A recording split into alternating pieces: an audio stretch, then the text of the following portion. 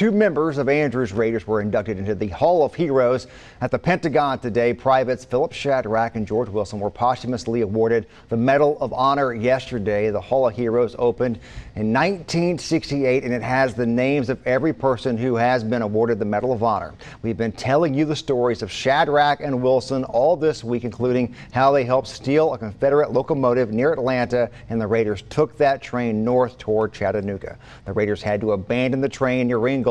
They were later captured and executed.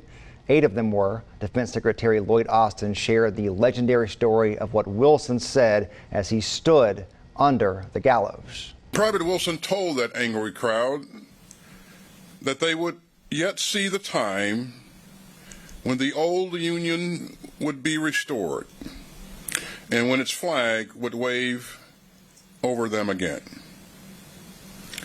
And he was right.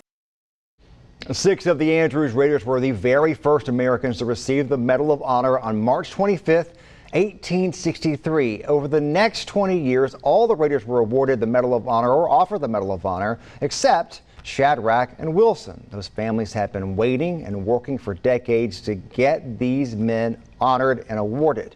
The 2 privates are buried here in Chattanooga, but Secretary Austin says their legacy will live on across this country.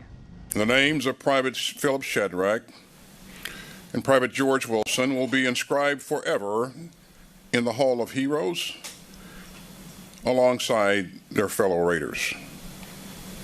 Their medals are new, yet their bravery is eternal. Our first story on Shadrach and Wilson was aired in the spring of last year. We've done many more stories since then. You can find all of them on my YouTube page right now. Just search at Josh Rowe.